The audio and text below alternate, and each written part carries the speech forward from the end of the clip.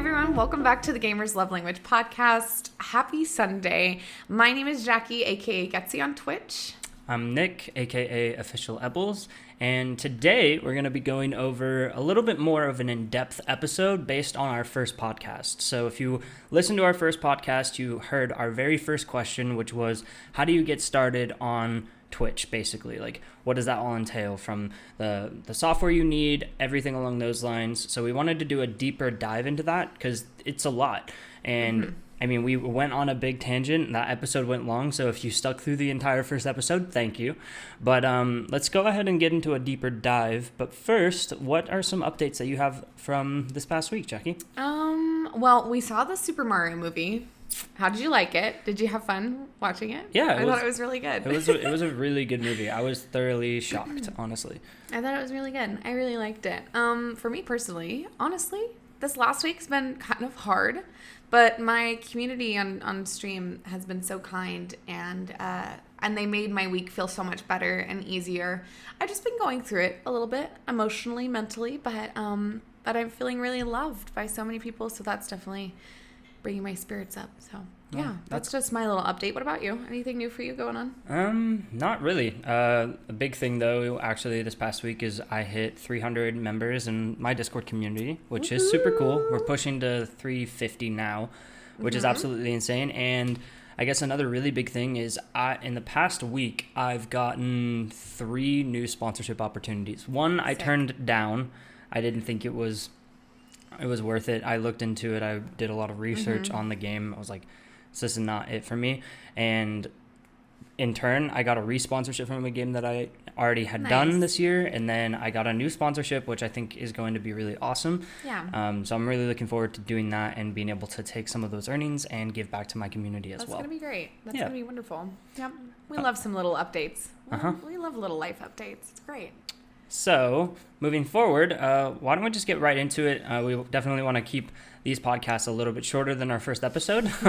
So let's get right into it, deep dive into how to start streaming in 2023 or whatever year you are in watching this podcast. So, I would say the first thing that you need to decide is, where are you going to be streaming? Yep. Where is your stream going to be hosted? Yep.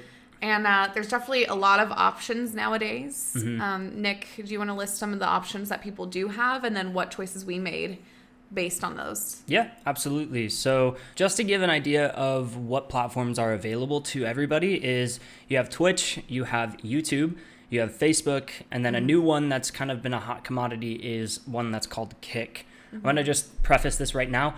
Don't stream on Kick. Just don't do it. It's not worth it. If the reasoning behind why so many people are going onto Kick's platform is just because of the revenue split. I can't remember off the top of my head anymore, because I was like, I'm not doing this. I don't care. I'm not going to research it much further than what I already have. But I think it was like a 95-5 revenue split in your favor as a streamer. So you get to keep a majority of any like sub revenue or anything along those lines. But if you do some research into it, Kick is a copy and paste of Twitch, essentially. Yeah. It looks the exact same. It's just different colors, and it's owned and ran by companies that own casinos. And casinos are schemy. Yeah. We're from Vegas, so we know. Yeah. We know the people who own these companies, and there's always there is always something that is hidden in fine print. You might like grow on that platform. Yes, there's always like, you want to be first. Like the first iteration of streamers that went into streaming on Twitch, they were able to just hit the going live button and they grew an entire following, like Summit 1G or any of the other like long form streamers out there on the platform. Yeah. But honestly, like that's just a deep dive into Kick. But going into the other ones that are viable, like Facebook Live is huge. That's one that a lot of people don't give credit to. And if that's a platform you already have a following on, absolutely. Like that's something that you should take into consideration if that's your like main form of media. Yeah. YouTube, that's another great one. But you have to take into consideration as well, are you going to be making content?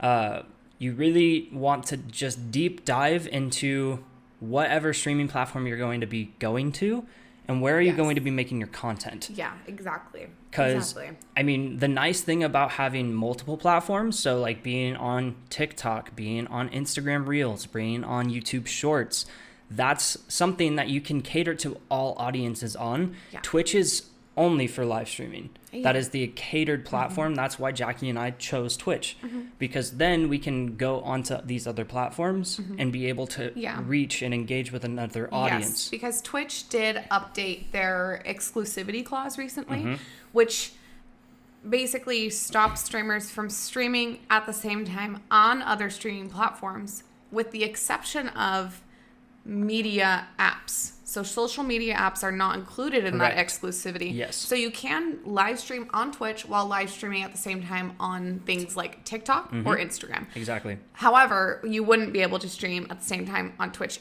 and YouTube. Those would have to be separate streams. So it's just kind of dependent upon where are you trying to grow. So like for myself personally, I stream on Twitch every Monday, Wednesday, and Friday at 6:30 p.m. and Sunday at 2 o'clock. Yep. But I'm also working towards live streaming on TikTok at the same time. But go follow our TikToks. Go follow our TikToks. A prerequisite for streaming on TikTok, you have to have 1,000 followers. So basically, they need to know that you're a reliable, accountable place to be able to live stream. Like they want to know that you're a real person, that you're actually giving good quality content to the platform instead of just some random things. So it's a little bit of a grind to start streaming on TikTok, but it's worth it once you do get it. I haven't reached that point yet, but eventually I will. I'm about to hit 600 followers on TikTok, which is so great. I'm excited about that. But I would say that would be something to look into. If you're a new streamer, it's something that you should be working towards, because if you have the exposure on TikTok while you're on Twitch, it can almost double based on what the statistics are seeing. It can almost double your viewership if you're tracking your TikTok following over to Twitch, which is really great. Absolutely. There's a lot of people on, like, I think we touched on this on the first episode. There's a lot of people that use Twitch. There's a lot of people that use YouTube that do not use Twitch, and vice versa. There's people that are exclusively on a specific platform like TikTok, Instagram, YouTube, whatever that might be. And so this is why being multi-platformed with your content is crucial. You have to, and it's hard. It is not easy. Jackie and I could be doing it way better, and it's a constant like growth. But that is like the biggest thing. If you hit that hard, it's a lot. It's a lot of work. You'll see the transactions from that. Exactly. Because, I mean, think of it this way, right? If you're talking about posting a TikTok, most of the time people sometimes get around like 300. I think that's like a pretty it's like common. 250, 350. Right. Yeah. Like if it's a, like, that's if you're a average brand new. viewership. Yeah, if you're a brand new account, absolutely. That's 300 views on TikTok. You repurpose, you put that. Our cat just slammed into the door, by the way. But if you're using a TikTok, then you get 300 views there. Let's say that you're getting that same kind of engagement on other platforms. That's 300 on TikTok. That's 300 on YouTube Shorts. That's 300 on Instagram. That's 300 potentially that are seeing it on Twitter. On Facebook, that's 5. 3 times 5 is 15. That's 1,500 views that you just got just from being on multiple platforms. Yeah, and what you're hoping for is that even just 5 to 10% of those views are going to your main streaming platform, even call it Twitch or YouTube. So and that's just like the big thing. And if you have to also think on as well, how many times when you're scrolling through TikTok are you actually following that first person that you've ever seen? Most of the time, it's not the first time that you see that person. You see them multiple times in your feed and you're liking multiple of their videos, then you'll drop a follow. It's very rare that you drop a follow to somebody that you just met on a platform. So and if you did, then they're a dime. They're a treasure. Then they're a unicorn. Like they made they made a piece of content that resonated with you, that stuck with you, that you really wanted to follow them for more. Like you're engaged with them. So being on multiple platforms gives you an edge, and you can repurpose that same content that you're making. Yep. But for us, it's mainly Twitch for our mainstream, and then we're working towards live streaming on TikTok as well. But in the meantime, we could be live streaming on Instagram, but for us personally, those platforms have become a little bit dead, and we're trying to revive them back to life because we neglected our Instagrams for so long. So we're just working towards helping that again too. Yep, absolutely. But yeah, anyway, after you decide where you're going to be streaming, the next step is your setup. What equipment do you need? Honestly, Nick, I'm going to let you speak on this because We all know that as much as I am a passenger princess, I'm also a streaming princess, and my husband does everything for me. I'm learning, and he is showing me and forcing me to sit down and know how to do all these things, of course, but he definitely has all the knowledge. So take it away, Nick. What do you need to stream? So, I mean, there's a lot that goes into the quality of your stream. But before I get into like the nitty gritty here, I really want to preface, if live streaming is a passion of yours, just get started with whatever that might be. Yeah. If that's a laptop that literally sounds like a jet engine taking off after the runway, go for it. As long as you're not going to burn the house down or get grounded by your parents or whatever, or get in trouble with your landlord, do it. Get started. That is the number one biggest hurdle for so many people. And that was a huge hurdle for you. Yeah, it was. Like just getting started and learning how that process works, how to engage, how to like interact with people online, even if they're your closest friends, that is hard. Yeah. It's a learning curve. You have to get started. Just do it. A lot of the growth and the changes in your setup come after. Mm-hmm. And the other thing that I want to preface too is you don't want to spend like arm and a leg just to get started on a platform or started with live streaming. Yeah. And then find out later down the road when you're $1,000 in and be like, this isn't for me. It's not your thing, yeah. You could have saved yourself $1,000 and used that for a vacation. So you just want to get started and see if this is a true passion that you want to invest in. So Nick, if you're starting with like basic bones equipment, right? Mm-hmm. What are you hoping for as a streamer to come from that? Okay. Well, as a bare bone streamer, I think just to get into the nitty gritty, you need a mic. That is like the number one thing. That can come from a headset, that can come from a legitimate microphone, but you need a mic that you can interact with people and talk to. Yeah. That's crucial. Mm-hmm. The secondary, and this is something that I really preface, is a webcam. Mm-hmm. You want to be able to engage with your viewers. You again, we talked about this in the first episode. There's PNG tubers and there is VTubers. Mm-hmm. You still need a camera for those unless you're going PNG wise. Mm-hmm. But you want to be able to have something that can interact and like change based on your emotion. Mm-hmm. You want to have that level of connection of like, oh, like they are really happy that I'm here. Like seeing a smile on a streamer's face when you pop in chat and you're like, hi. It makes a huge difference. Absolutely. Mm-hmm. It's a personalized touch. It's not to say though that there aren't successful people who don't have webcams on. There are so many people out there who have made it work for them because their personalities shine through with their voice, and that does happen. But if you're looking for starting as a new streamer for ultimate growth opportunity, having that camera at the start is a great thing to do. Absolutely. But to piggyback onto that, people that are not using webcams are most of the time people that have a following on another platform that are now coming to Twitch. That's true. They've been making really funny content on YouTube with their friends in Discords that like there's people that have not done face reveals that are really, really popular on platforms like Twitch because they have that level audience. Yes. As a new person nowadays, most of the time, like, and I can say this about myself, I'm not clicking typically on people that do not have webcams unless they're members of my community and I'm supporting them directly. Yeah. That's the main thing. Like if you're connecting with people, that's a different level of aspect. That's organic growth in networking, and we can definitely get into that. But starting with a webcam, and nowadays in 2023 moving forward, I think is like, it's a big thing. Yeah. And if you're going VTuber, if you're going PNG tuber, that's fine. Can you give some recommendations for different types of webcams? Absolutely. Go and follow my YouTube. Yeah. That's right. I just made an entire video, and that's going to be getting edited, and I'm going to be posting it pretty soon, about the new webcam that we're using for the video podcast, which is the Elgato Facecam Pro, which sold out in literally 5 minutes. And I had to squabble to try and get that, but there's a lot of really good budget webcams. You started with one, and you've gone through 3 webcams now. Yes. But that's the investment and like a passion that you have. Now, next thing, if you have a webcam, is you need lighting. You need to have lighting. Yes. You don't need the fancy W lighting or the hexagon panels or like RGB, all that fun stuff that can come after, but a ring light is huge. That should be your number one priority. Should be your first thing. A ring light that is powered. You can get some that are powered via USB. That's what I have. But investing into lighting, you can get them for like $25. It makes a big difference. And you can also use a ring light to help record TikToks Absolutely. or shorts or your reels for other platforms. Like having a ring light is not just so great for streaming. Absolutely. It is great for creating content over all your platforms. Yep. So, and then the last big need. thing after lighting is depending on what you're going to be streaming on. Are you streaming on console? Are you streaming on PC? Those are like the two big ones. Unless you're streaming with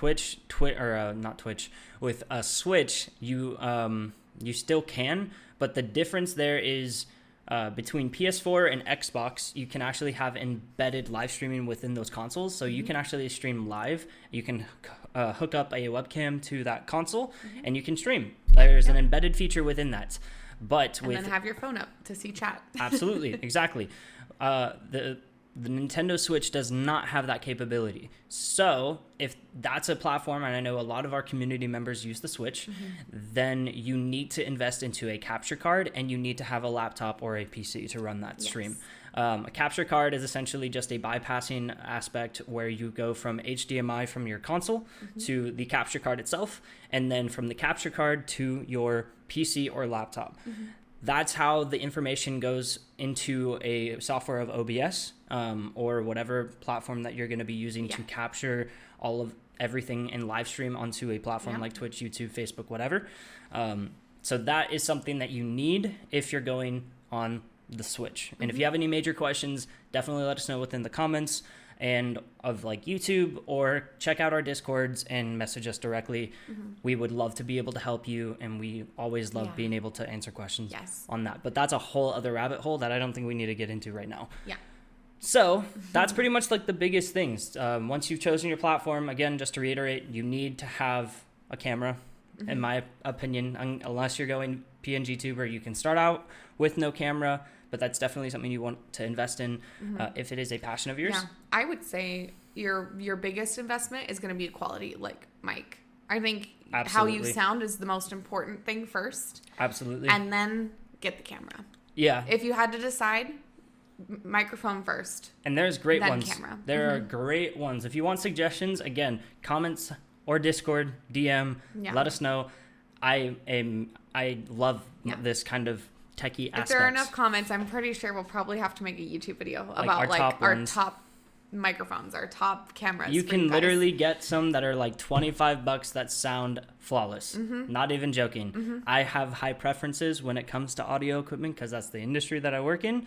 But you can get by with literally the cheapest options and they sound amazing. So anyway, so I hope that kind of gives you a little bit perspective there. Why don't we get into the next one? The next thing that you need to do is have your streaming schedule set up to where it is manageable for your life, but also consistent enough for your audience that you're hoping to bring in. Consistency is key. If you're going to be streaming random times whenever you feel like it, chances are the people that are going to find you aren't going to even know when you're going to be live next, and they might not pop back in. So I would say look at your life plan. What times are you available, and how many streams, Nick, do you think you should start out with? In my opinion, I think 3 times a week is like a good golden number. Good baseline. If you can do 4 days a week, that's pretty huge. There's 2 ways that you can go with this, with consistency and scheduling. What Jackie said about making sure that it's not going to interfere with your personal life. That's huge, because there's something that's called burnout. And burnout, again, is something we could do a huge deep dive on. I've experienced it. Again, I've been doing this for basically close to 7 years, 3 months consistent. You have not experienced that yet. So it'll be very interesting to actually have an episode where you're finally experiencing that and how we can navigate through that together. But burnout is huge, and you will experience it way faster if you're streaming every single day, because there's just going to get to a point where it's like, I have so much to do. I have so many ideas. I have no time. I want to stream because by being on the platform, I'm getting good retention. Yes. I'm growing. And then like, that's a huge thing. Like the dopamine of live streaming and getting followers, like we checked your analytics, you're getting pretty much on a minimum of 10 follows almost every single stream. That's a big dopamine rush. It's like every time I go live, that's 10 new people. If 10% converts over to a loyal viewer, that's one person every time you stream. You can do the math on that. Yeah. But the big thing again, streaming is your supplementary content. So you need to be focusing again on other platforms, as we have stated.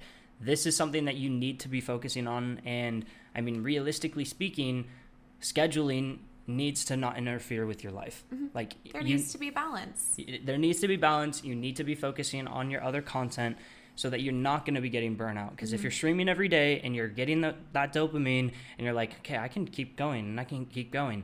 6 months in of streaming every single day, you're going to be like, I can't keep up with this anymore. I have so many people that are like, make this YouTube video, make this YouTube video, make this TikTok. And then you're like, I'm getting so overwhelmed. I'm going to take a week or 2 week break. And at the start, sometimes that's not manageable. And eventually you will get there to where you can manage that kind of schedule. But most times your favorite streamers are bivocational, meaning that they have 1, 2, 3 jobs in addition to streaming and creating content. So making sure that you're having a balance for yourself is very key. Otherwise, that burnout does come really fast. Yeah, streaming 3 days a week is a really good baseline for you to start out. That's where I would focus, and then use the other days that you have time to make TikToks, to make YouTube content, to really just get into like learning how that process works, getting comfortable with your own voice, learning how to be able to speak consistently and talk to yourself. All of those things are really big. Definitely. Big aspects to becoming a creator.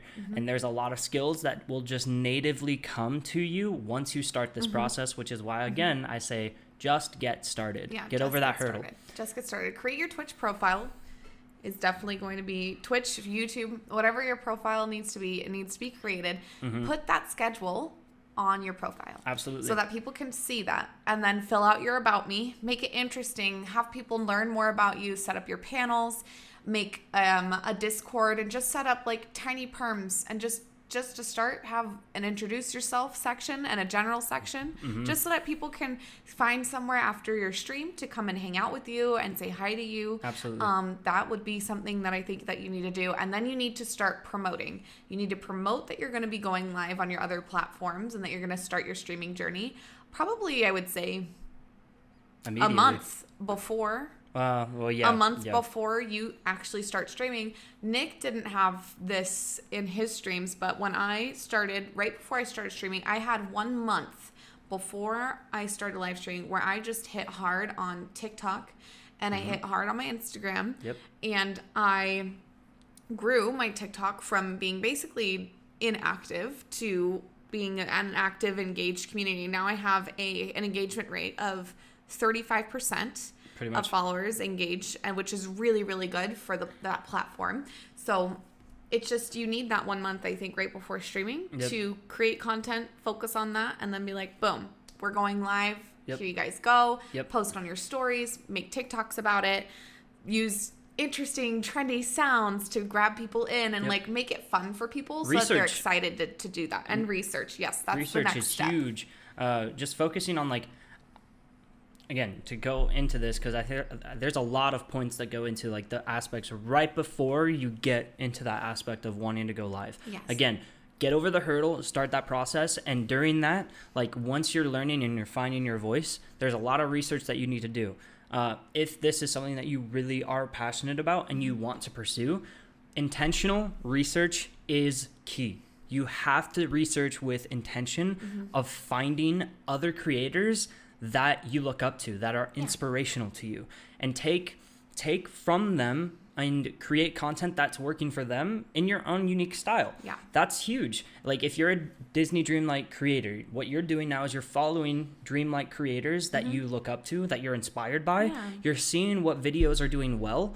And then a huge aspect that a lot of people don't realize is the videos that trend on other platforms or on other creators' platforms like TikTok and whatnot, you can go in, you can see how many views there are. If there's 100,000, if it's 1 million, you can see what made this video do so well. What are they talking about? Is there something that's like a hidden feature within the video? Yep. What are the comments saying? You look at all of that and you're seeing, dang, everybody is saying that there's a unique Patrick like in the background or whatever that might be. That's then an area that you can research in, and you're like, I can make content like this in my own unique way. Yeah, making it your own spin. You're not copying. No, You're twisting because it. Honestly, everybody takes inspiration from everyone, and if anyone is copying you, it's a compliment. Honestly, 100%. So last point, just to wrap up everything about scheduling and all of this, is content on other media platforms. There's morale behind that. And I think everyone can probably resonate with this on if you're posting on Instagram and you have a bunch of people from like your old high school or you have friends from way back when that you haven't spoken to in a while and you're like, this is really cringe. I'm making content and I'm going to get people that are going to be like, what the heck are you doing? Like there will be haters. Absolutely. But I think a big thing is you have to psych yourself up. You have to get over that hurdle. Have the confidence. Find it in you. My hair is going everywhere right now. Have the confidence. Find it in you. It's key. Because if you're going to feel worried about what other people are going to think and you're going to have that mindset, then you're not going to succeed. Absolutely. Like go at it with the intention of, you know, eventually I'm going to hit 1,000 people that are going to be following me. And you want to create content with that mindset. That's why we hit mindset so hard in the first episode. Mindset is huge.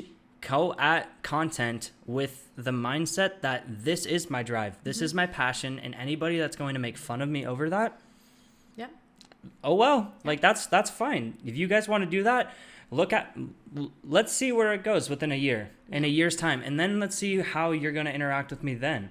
You know, because eventually I guarantee the friends that you have in high school, a lot of people, when I was a really good swimmer back in the day in like middle school, people were like, well, remember me when you're in the Olympics. Like there's always that, remember me when you're huge, remember me when you get big and you no longer can see my chat messages. Like that's the like level of mentality that you want to have of, I'm not going to forget the people that are supporting me in the starting. Like these are key moments that are going to be core memories. But go at content with the mindset that you're going to get there. And don't allow the scaredness, I guess, for fears, stop you from posting on multiple platforms. I think that's key. Because if it's something you really want, you got to just do it. Get over that hurdle. Get over that hurdle for sure. I would say next, you really need to have OBS to help you manage your stream. That would be something that you need to set up for your next step. Absolutely. OBS can be very tricky. There's two different platforms of OBS. There's Streamlabs, then there's Stream Elements. I have my own personal preference, and that's why you started with Stream Elements. We're both really big on this. I actually made an entire YouTube video specifically on my channel, Official EBELS. So if you want to know the differences between Streamlabs and Stream Elements and the benefits to both, go and check out that video because I do a deep dive on that specifically. But just to kind of give a basic rundown, Streamlabs uses more resources on your computer. So if you don't have a super high-end computer, Streamlabs will take up more. And if you're playing games on that same computer, then that's going to potentially cause issues. It also breaks from all the recent streams that I've been going into. There's people that literally have so many issues with their chat bots and all of those things. So other big up for Stream Elements, but also sponsorship opportunities. Streamlabs, from what I've been researching, I'm keeping up to date, they don't offer that. And that's something that is a potential that, like, if you want to sponsor your content, Stream Elements does that for you as you grow. But again, go and check out my YouTube video, leave comments there, ask questions, always join our Discords. We're here to help you guys. But OBS is a monster, and there's a lot of resources out there to be able to learn it. Definitely. Okay, your next thing. You've got everything set up.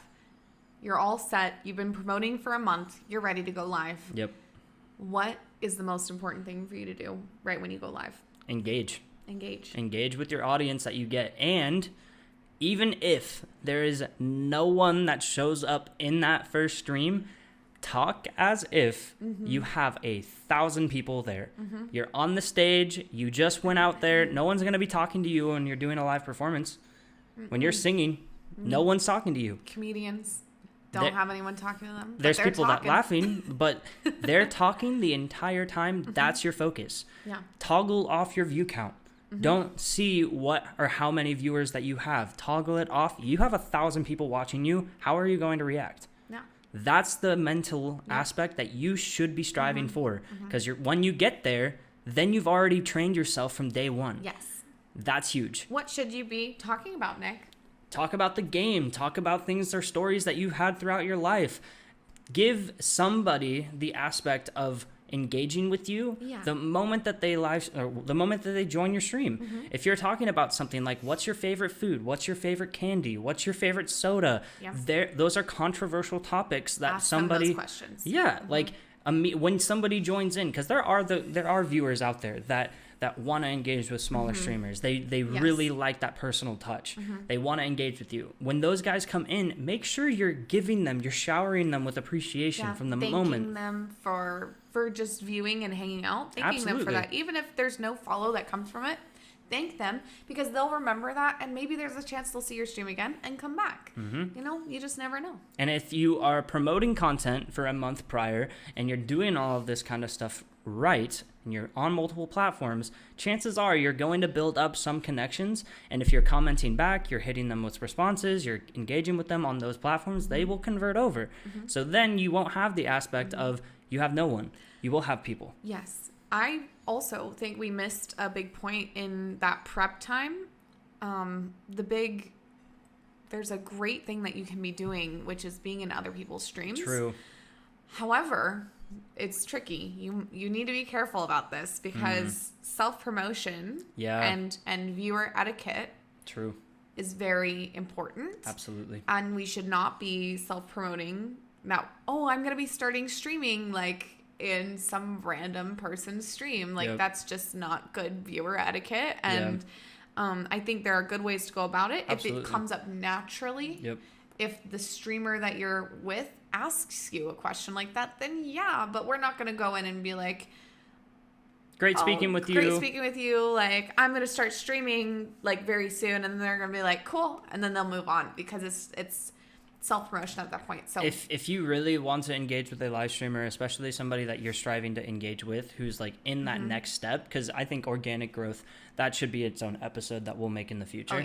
Organic growth on Twitch is huge, so definitely make sure that you're following us on Spotify, on YouTube, and leave some comments on like how ask us in the comments, like, what do you do to get engagement and viewers. We'll hit up our Discord communities specifically for questions regarding this subject on organic growth, but being selfless in others' live streams and chats is important, and it's crucial. Yeah, you're there to hype them up, not yourself. It will come naturally, and if you're building a relationship first, that aspect comes. You don't ask somebody the moment you meet them, are you going to be my girlfriend?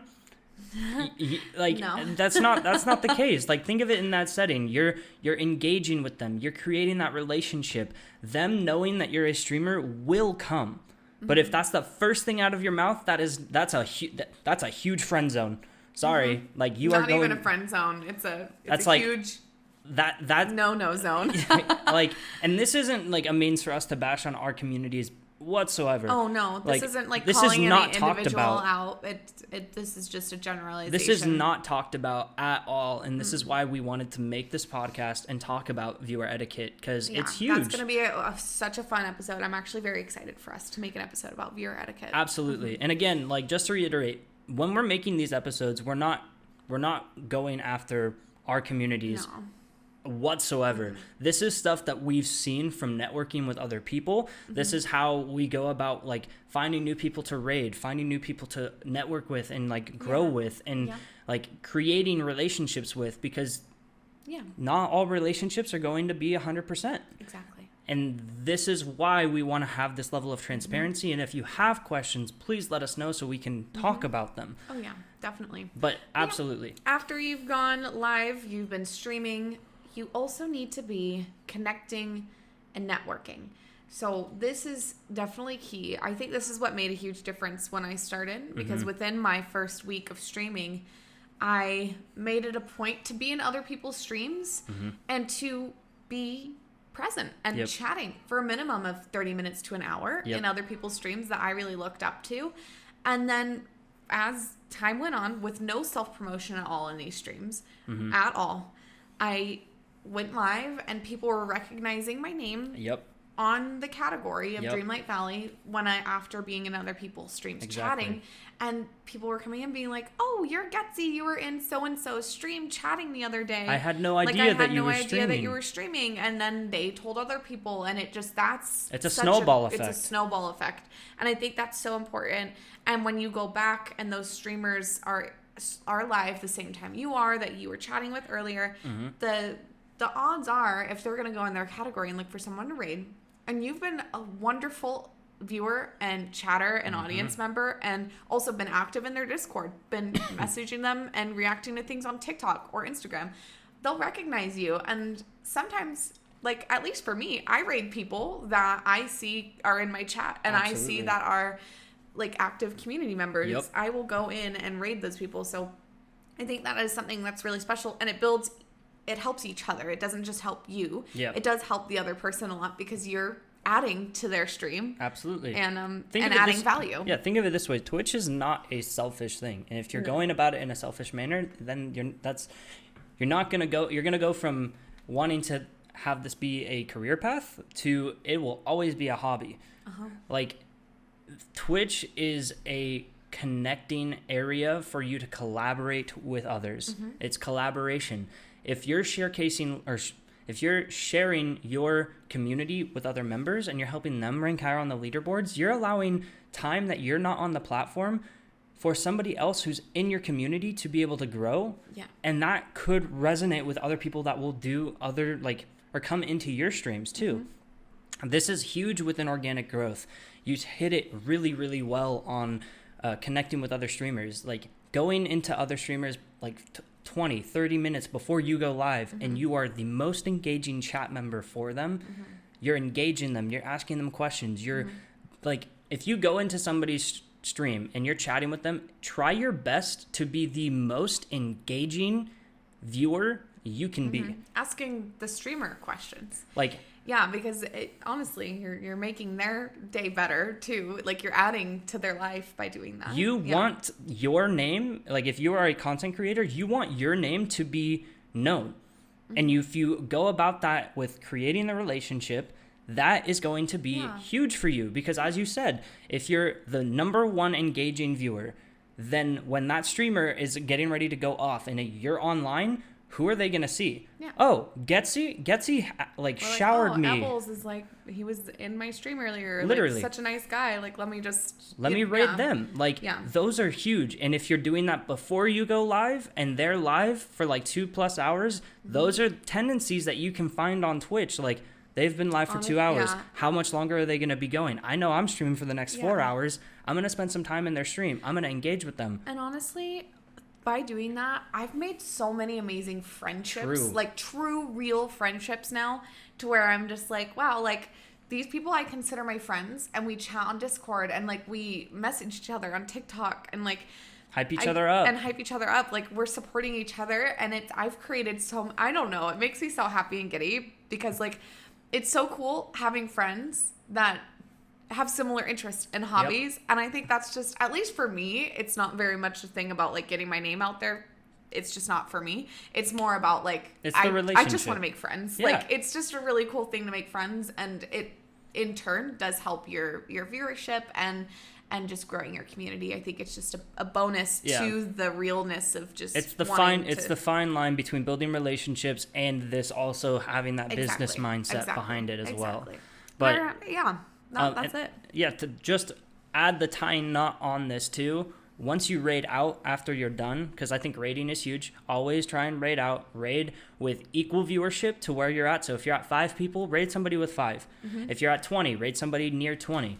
Or like right around that cusp. Because if you're doubling somebody's viewership, that's how they're going to receive it. If they have 2, you're raiding with 2, you doubled their viewership. If you're raiding somebody and you have 5 people and they have 150, they're going to be like, thanks. Or they'll have it disabled and the notification won't even show up because that's how they have it set up within their Stream Elements or Streamlabs. So double viewership when you're raiding out, and try your best. I know raiding and running is huge. A lot of people are like, I'm so hungry. I need to go. Which is okay. 100%. Raiding and running, we're not shaming. No. We do it a lot. It's really okay to do. But do your best, or like try and plan around it. It's like, I'm going to raid out at this time, and give yourself 15 minutes or 30 minutes in their stream and connect with them. Because that's another connection of a content creator that you could hit and then grow with. And have your communities cross go so that they're going to come to you and then they'll go over to their person. Content and viewers are shared. It's a shared community, and as you grow together, that's how you will ultimately rise up on the platform. And our final tip, I would say, for starting streaming, you need to analyze everything. And check your analytics often and learn from it. I think that for me, you've been doing it really well. Thanks. You've done your analytics. I don't know how though, but please share, because I literally don't know how. It's confusing to me still. I look at the numbers and I'm like, wow, okay, I'm gonna do this now, and then Nick's just like, how are you doing this, Jackie? And I'm like, I don't know. So please tell me, how am I doing this? You are analyzing your content with intention of, okay, what can I be doing better? And I think a big thing, and just to like overall summarize this point, is try your best to always make your next stream, your next piece of content, make it better than your last. This is something that I resonated with from Mr. Beast in a podcast video that he was on. He said, always strive to make your next YouTube video better than your last. Even if it's one thing. If you're constantly adding one new thing to your video to make it better, then over a course of a year, you've added, if you've done a video a day, that's 365 different additions to elevate your content. Same thing applies with your live streams. What can you be doing better? Having that mindset of like, okay, what can I be doing? How can I research? What should I be adding? What other channel point redemptions are going to be good for my channel? There's so many different ways to elevate your content. But also the analytical side of things, and looking, okay, where did I have drops in viewership? What was I talking about? Did I hit a controversial topic? Like, did I make people leave because I said something that I shouldn't have said? Did I just stay on a just chatting thing, or was I doing something on my computer? Did I stop talking for 5 minutes in total and then 5 people left? Check your VODs, rewatch your streams. Absolutely. And look at where there were dips through the analytics. And like you said, it's important to look at those things, because you can grow and get better by noticing, like, here's a little habit I have, and how can I train that out? I need to train myself to not do that. And like for myself, I can share, like, when I was looking back at my analytics, I had drops in viewership because I did have moments where I would be in the game and I just stopped talking about the gameplay, and I kept going and going and going with chat too much sometimes. And when people come in for specific gaming, like they're watching because they want to see us play a game, I wasn't talking about the game I was playing, and then I had to change it where I'm constantly now I'm going chat game, and I'm just like making sure like I'm hitting like all the messages that I can possible, while also going in and talking about the game I'm playing, so that people are staying interested in both wanting to be a chatter in, you know, as a viewer, but also being engaged and liking the content I'm putting out as for the game. But in Twitch, to view your analytics, you need to go into your dashboard and check your stream summary. You need to go into there, see how that's working, you can also go into Stream Elements, which is what we use, and you can see your analytics in there. And then what was the other platform called, Nick, that you use for checking your analytics? It's a great platform. It's called StreamBee, literally streambee.io, I believe.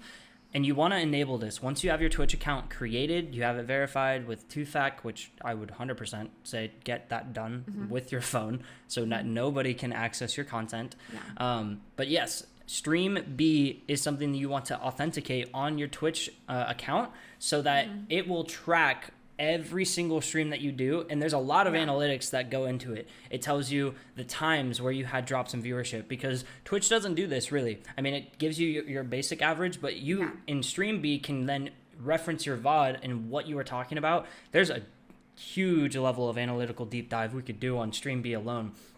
But it's a great platform just to be able to see, what am I doing? What were my best moments? Where did I have a spike in viewership? What was I talking about? How can I implement that more? Again, not overloading yourself or overburdening yourself, but find one thing from each stream that you can make better. And over the course of a year or a month, however often you're streaming, like if you're streaming 3 days a week, that's 12 streams. That's 12 things that you'll be adding every single month over and over and over. Over the course of a year, you'll look back and be like, dang, like it's crazy. I look back on some of my old clips from 7 years ago when I was a junior in high school, and I'm like, I've grown a lot. Yeah. I'm not the same hermit that's just sitting there looking really awkward and pale. Like that's not the case anymore. And my starting viewership is like, you've changed. Like it's a completely different night and day shift, and that will happen. Absolutely. In a good way. Yeah. Like you will come out of your shell, and this is again just to summarize everything. You have to get over the hurdle of getting into the platform, starting the process. All of the growth will come naturally. And again, we're here for you guys. We've created this podcast to be able to share and be transparent and answer the questions that you have. So please take us up on that offer, because there's a lot of things that are not being talked about, and we want to cater this podcast to our community in every single way that we can. So that wraps up this podcast. So thank you guys for watching on how to start streaming. And if you have questions, again, let us know. But thank you all so much for watching. Give us your feedback. And again, links are down below on our YouTube channel and in the description of our podcast for all of our different areas, for Discord, for Twitch, for TikTok, all of the things. So we can't wait to see you in those communities. If you have questions, definitely come and check us out on our live streams. And we'll see you in the next episode next week on Sunday. We'll see you again soon, you guys. Thanks for watching this episode of the Gamers Love Language. Bye. Have a good one, everyone.